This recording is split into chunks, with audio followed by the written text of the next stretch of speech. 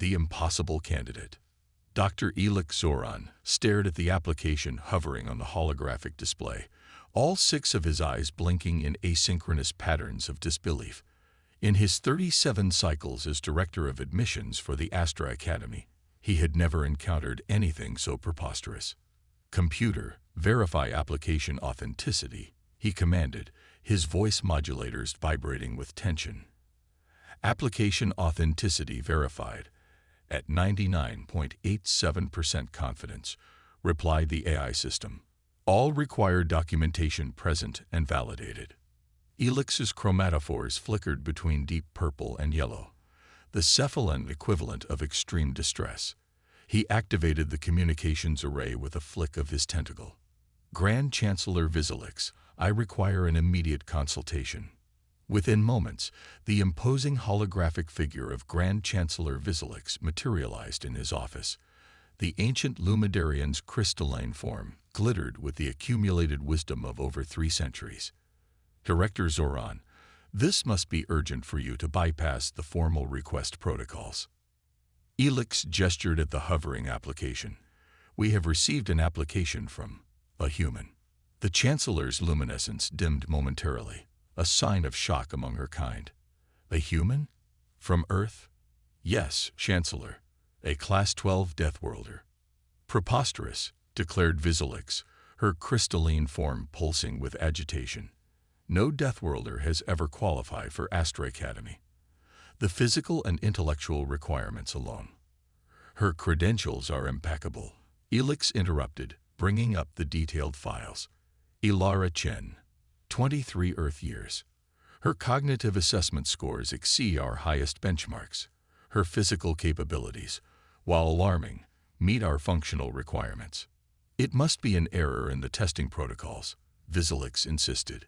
"Humans are known for their creative approaches to assessments. I've run 16 different verification algorithms. The results are consistent. This human passes every qualification threshold we have established. By our own laws, we must admit her." The Chancellor's crystalline form vibrated at a frequency Elix recognized as deep concern. "The faculty will revolt. Can you imagine Professor Crixus sharing a laboratory with a creature that evolved on a world where microbes would dissolve his dermal membranes?" "The biochemical isolation protocols can be adapted," Elix countered. "And our laws are clear. If an applicant meets the qualifications, species is not grounds for rejection." After several moments of silence, the Chancellor's form stabilized. "Very well. Process the application, Director Zoran. But you will take personal responsibility for this experiment if anything goes wrong." "I understand, Chancellor." After the Chancellor's hologram dissipated, Elix sat motionless, contemplating the chaos he had just unleashed upon the Academy. Then, with a resigned gesture, he pressed his primary appendage to the acceptance seal. "Welcome to Astra Academy, Ilara Chen of Earth," he murmured. "May we all survive the experience." News of the humans' impending arrival spread through the Academy faster than quantum entanglement. By the time Transport Shuttle A7289 docked at the Academy's primary reception bay, nearly half the faculty and student body had gathered to witness the unprecedented event. "Is it true they have endoskeletons?" whispered Trill, a first-cycle Gelidian student, her transparent tissues quivering with excitement. "Yes, and their blood contains iron that rusts inside their bodies," replied her companion, Vex, a Volucrian whose wings vibrated nervously. "They breathe oxygen, pure oxygen. I heard they can regenerate limbs," contributed another student. "No, that's salamanders," corrected Professor Nexus from the Xenobiology department. "Humans can't regenerate major appendages, but their wound healing is remarkably efficient. They also contain symbiotic microorganisms that outnumber their own cells." A collective shudder passed through the crowd. The docking bay's decontamination field shimmered as the transport's doors began to cycle open. Silence fell over the assembly. Dr. Elix moved forward, his formal greeting tentacles extended in the universal posture of diplomatic welcome. "Remember," he addressed the crowd, Physical contact is to be avoided unless explicitly. His words were cut short as a figure emerged from the transport. The human was smaller than many had expected, approximately 170 centimeters in height, with a dark external covering over most of its body. Its head featured a growth of black filaments pulled back from its facial features, and its exposed skin was a warm brown color. "Hello," called the human, raising one of its upper appendages in what many recognized as the Earth gesture of greeting. "I'm Ilara Chen. Sorry if I'm late. The gravitational adjustments on the final jump took longer than expected." Its voice was higher pitched than the standard translation modules had prepared them for, but clear and confident. Most shocking to many observers was the casual way it moved. Quick, decisive motions with none of the caution one would expect from a visitor to an alien environment. Dr. Elix composed himself quickly. "Welcome to Astra Academy, Candidate Chen. I am Director Zoran, Administrator of Interspecies Integration. We are honored by your presence." The human's facial features rearranged into what Earth cultural briefings identified as a smile, a supposedly non-aggressive bearing of dentition that nonetheless caused several junior faculty members to retreat a few steps. "Thank you, Director. I'm thrilled to be here.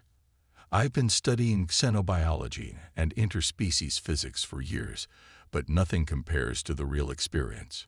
She looked around at the gathered crowd, appearing completely unfazed by the diverse array of alien physiologies surrounding her. "I hope I haven't caused too much disruption with my arrival."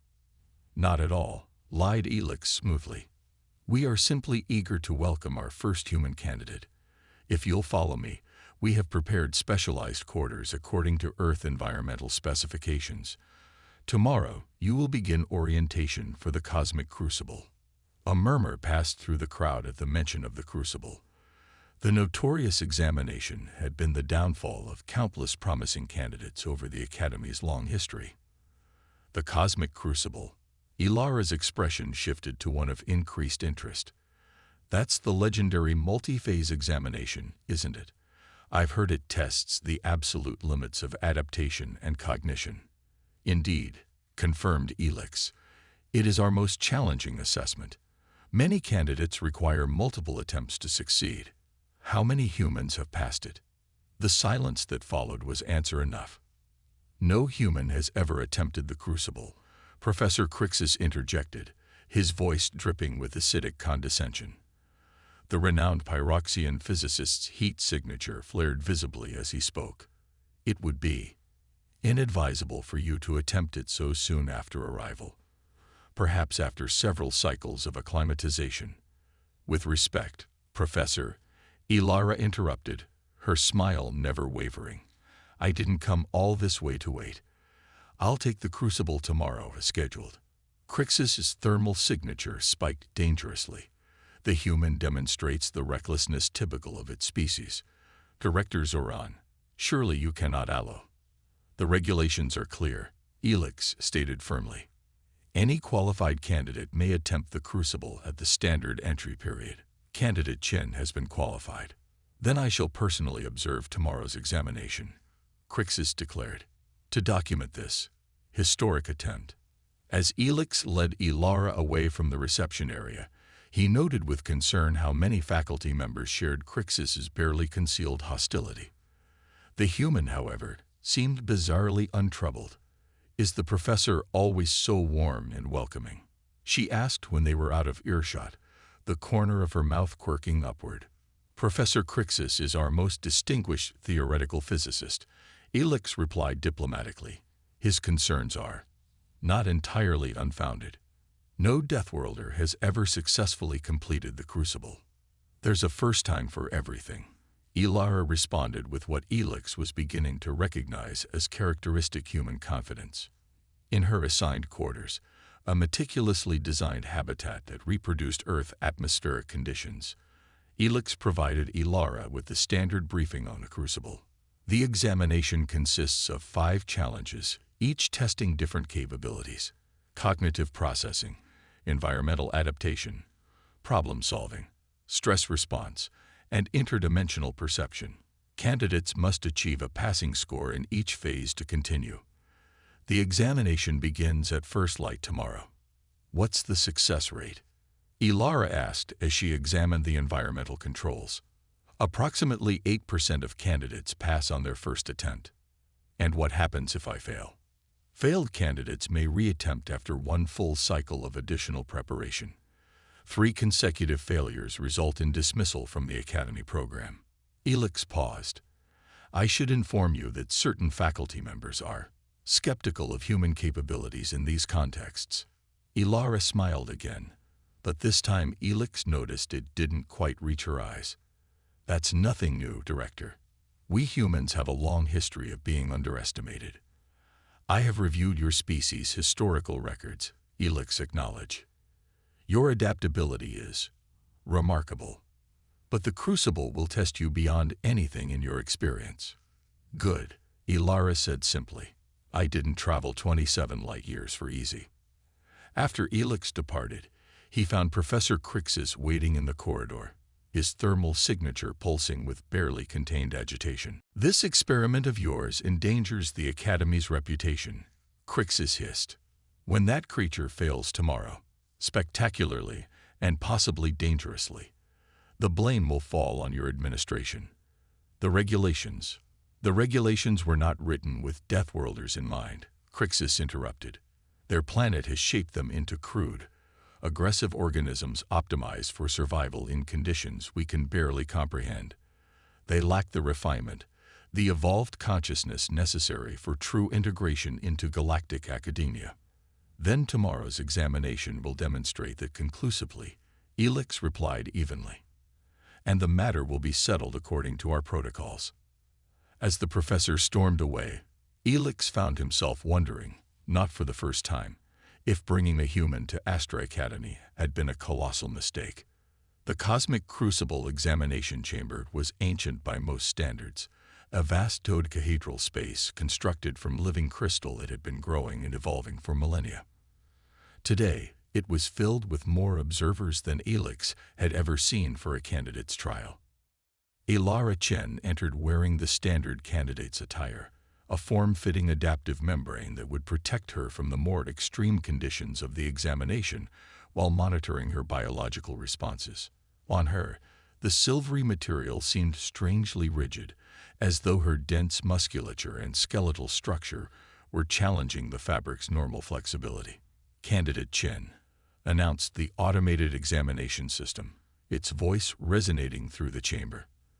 The Cosmic Crucible will test the limits of your abilities through 5 successive challenges.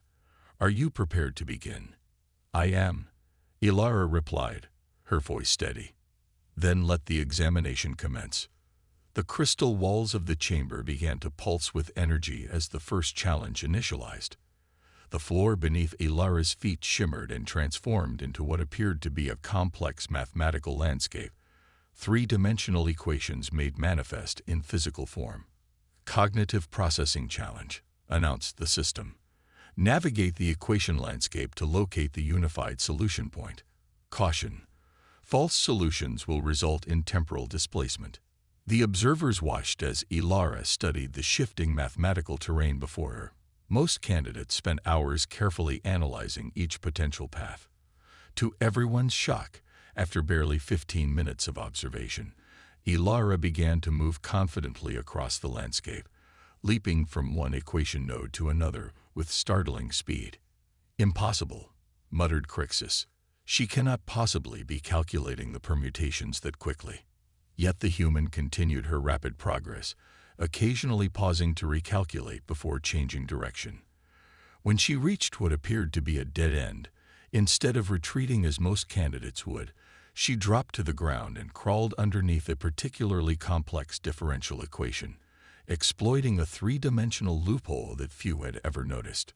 72 minutes after the challenge began, less than half the average completion time, Ilara stood at the unified solution point, the mathematical landscape glowing in acknowledgement of her success. Cognitive Processing Challenge completed, announced the system. Proceeding to Environmental Adaptation Challenge. The chamber shifted again, the temperature plummeting as the atmosphere transformed into a swirling vortex of cryogenic particles. Most species required their adaptive membranes to create a complete protective cocoon in these conditions. Ilara's membrane adjusted, but to the astonishment of the observers, she didn't appear to be in any particular distress despite the extreme cold. Instead, she began a series of rapid physical movements, jumping, running in place, and performing what appeared to be calisthenic exercises. "She's generating heat through physical exertion," explained a xenophysiology professor to the confused observers. "It's a primitive but effective thermoregulation method evolved on her homeworld." The challenge required retrieving 5 crystalline keys scattered throughout the cryogenic environment. Each key was hidden within puzzles that tested different sensory capabilities. Again, Ilara's approach was unorthodox. Where most candidates proceeded methodically and cautiously, she moved with a speed that bordered on reckless, yet demonstrated surprising precision. When she encountered a puzzle that required fine manipulation in the freezing conditions, she briefly exhaled on her fingertips, a bizarre action that some observers found revolting until a specialist explained she was temporarily warming them with her breath to maintain dexterity. As the third phase, problem-solving, began, murmurs spread through the observation gallery. The human wasn't just surviving the crucible. She was excelling at it, with an approach utterly different from anything they had seen before. Redefining possible. The problem-solving challenge transformed the chamber into a mechanical nightmare, a massive, constantly reconfiguring apparatus that candidates had to repair while adapting to its unpredictable changes. Most approached it as an intellectual puzzle, carefully analyzing each shift before responding. Ilara Chen took one look at the machine and laughed. "Is the human experiencing stress-induced psychosis?" asked a concerned faculty member. "No," replied Dr. Elix, watching with fascination. "I believe that's an expression of recognition." Indeed, Ilara approached the machine with the confidence of familiarity. "It's basically a Rube Goldberg machine," she explained aloud, apparently aware that she was being monitored. "We have these on Earth, deliberately overcomplicated machines designed to perform simple tasks through chain reactions." Her approach was unlike anything the examiners had seen before. Rather than treating each mechanical problem in isolation, she traced entire cause and effect chains, sometimes intentionally triggering failures in one section to create advantageous conditions in another. She worked with a hybrid of methodical analysis and intuitive leaps that left many observers baffled. "Unorthodox but effective," admitted Professor Thrix from engineering, his antennae quivering with reluctant admiration. When a critical junction of the machine erupted in flames, a standard component of the challenge designed to test crisis response, Ilara didn't retreat as expected. Instead, she removed her outer adaptive membrane layer and used it to smother the flames while continuing to work with her partially protected hands. "Remarkable pain tolerance," noted a medical observer. "Her epidermal layer is experiencing minor thermal damage, yet her performance isn't degrading." The fourth challenge, stress response, was where most candidates faltered. The chamber induced a controlled hallucinogenic state, forcing candidates to distinguish reality from illusion while completing a series of tasks. The challenge measured not just perceptual accuracy, but emotional regulation under extreme psychological pressure. As the hallucinogenic field activated, the observers could only monitor Ilara's physiological responses and her external actions. Her heart rate increased substantially, and her hormone levels indicated significant stress, but her actions remained methodical. Unknown to the observers, Ilara was fighting through visions of her greatest fears: the void of space swallowing Earth, the faces of loved ones contorted in agony, her own body dissolving into nothingness. Yet decades of meditation practice and stress inoculation training allowed her to center herself. "This isn't real," she repeated, a mantra against the onslaught of horrors. "Focus on what's constant." She identified subtle patterns in the chamber's crystal structure that remained unchanged regardless of the hallucinations. Using these as anchors for her perception, She navigated through the illusory landscape, completing each task with shaking hands but unwavering resolve. When she emerged from the hallucinogenic field, many observers were shocked by her composed demeanor. Most candidates required hours of recovery after the stress response challenge. Ilara simply took a series of deep breaths, wiped the sweat from her forehead, and said, "I'm ready for the final challenge." It was during the preparation for the fifth and final challenge, interdimensional perception, that Professor Crixus made his move. As one of the few faculty members with access to the examination controls, he surreptitiously adjusted the parameters beyond the standard protocols. A minor calibration to compensate for human neurology. He explained when a technician questioned the adjustment. Their brains process multidimensional concepts differently. In reality, he had increased the dimensional complexity to a level that even most instructors would find insurmountable. The interdimensional perception challenge required candidates to navigate through a space where conventional three-dimensional physics fragmented into 11-dimensional reality. Most species found the experience profoundly disorienting, as their evolved perceptual systems struggled to comprehend geometries that contradicted their fundamental understanding of reality. As the challenge activated, Ilara's body seemed to distort, stretching and compressing as dimensional boundaries fluctuated around her. The observers watched her expression transform from confidence to shock, then to intense concentration. Her vital signs are approaching dangerous levels, reported a medical monitor. Heart rate extreme, stress hormones at maximum sustainable thresholds. Dr. Elix noticed Professor Crixus's satisfied expression. "What have you done?"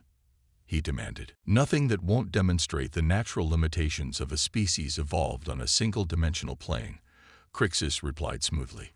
"If she withdraws now, she can attempt the standard version after suitable recovery." Inside the challenge, Ilara felt as though her mind was being pulled apart. Directions became meaningless as up, down, forward, and backward all existed simultaneously, along with 7 other vectors that her brain had no framework to process. She stumbled, fell, though the concept of falling became abstract as gravity operated along multiple conflicting axes. Her training hadn't prepared her for this level of perceptual distortion. For a moment, panic threatened to overwhelm her. Then a memory surfaced, her grandmother's voice, speaking of ancient Earth philosophers. "Reality is not what we see, but what we make of what we see." Ilara stopped trying to visually comprehend the impossible geometry around her. Instead, she closed her eyes and reached out with her other senses, feeling air currents, listening to subtle acoustic differences, even using her sense of smell to detect dimensional boundaries where different physical laws created distinct molecular behaviors. To the astonishment of the observers, she began to move with growing confidence, navigating the multidimensional space through means they couldn't comprehend. "Impossible," whispered Crixus. "The human can't possibly perceive the 11th dimensional vectors." "I don't think she's trying to," replied Dr. Elix, watching in fascination. "She appears to be bypassing the perceptual problem entirely." Indeed, rather than attempting to understand the incomprehensible dimensional landscape, Ilara had recognized patterns in how the dimensions affected her physical sensations. She created a mental map based not on visual perception, but on a synthesis of all her sensory inputs, translating the untranslatable into a framework her human brain could process. When she finally reached the challenge's completion point, she was drenched in sweat, her hands trembling with exhaustion. But she stood upright, her eyes clear and focused. "Interdimensional perception challenge completed," announced the system. "Cosmic crucible examination concluded. Final assessment in progress." The chamber returned to its neutral state as the assessment algorithms calculated Ilara's performance metrics. The silence among the observers was absolute. After what seemed an eternity, the system spoke again. "Candidate Ilara Chen of Earth has completed the cosmic crucible with a performance rating of 94.3% efficiency. This represents a new Academy record for first attempt completion." The stunned silence gave way to a cacophony of exclamations, questions, and protests. Professor Crixus's thermal signature flared hot enough to trigger the chamber's safety protocols. "There must be an error in the assessment," he insisted. "I personally calibrated the final challenge to level." He stopped abruptly, realizing his admission. "To what level, Professor?" asked Dr. Elix, his chromatophores darkening with anger. "The standard protocol specifies a maximum complexity of 7 dimensions for any candidate. What parameters did you set?" Before Crixus could respond, Ilara spoke, her voice tired but steady. "Based on what I experienced, I'd guess 11 dimensions." "Is that right, Professor?" "You set it to 11. The accusation hung in the air, verified moments later when a technician accessed the challenge logs. 11-dimensional complexity confirmed. This exceeds all established safety parameters for the examination. The implications rippled through the chamber. Not only had the human passed the crucible on her first attempt, but she had done so while facing an illegally enhanced final challenge, one deliberately calibrated to ensure her failure. Grand Chancellor Vizelix's crystalline form materialized in the center of the chamber, her luminescence pulsating with unprecedented intensity. "Professor Crixus," she intoned, her harmonic voice resonating with authority, "you have violated the fundamental principles of the Academy. You will be suspended pending a full investigation." She turned to Ilara, her crystalline facets shifting to a configuration that expressed formal recognition. "Candidate Chen, the Academy acknowledges your extraordinary achievement and extends its deepest apologies for this breach of protocol. Your performance today will be recorded not just as a personal accomplishment, but as a historic milestone in interspecies education." Ilara nodded wearily but with dignity. "Thank you, Chancellor. I came to Astra Academy because I believe in the power of diverse perspectives. Today has certainly been educational for all of us." As medical staff escorted Ilara to the recovery center, Dr. Elix found himself surrounded by faculty members and students, all buzzing with questions about the human and her unprecedented performance. How did she navigate the dimensional challenge without the evolved perceptual frameworks? Demanded one professor. Her approach to the mechanical problem was completely non-standard, yet remarkably efficient, noted another. Did you see how she regulated her body temperature through behavioral adaptation rather than technological means? Added a third. Elix raised his appendages for silence. What we witnessed today was not just the success of one candidate, but a profound lesson in the limitations of our assumptions. For centuries, we have classified Earth as a death world, and its inhabitants as primitive survivors shaped by harsh conditions. He gestured toward the direction Ilara had departed.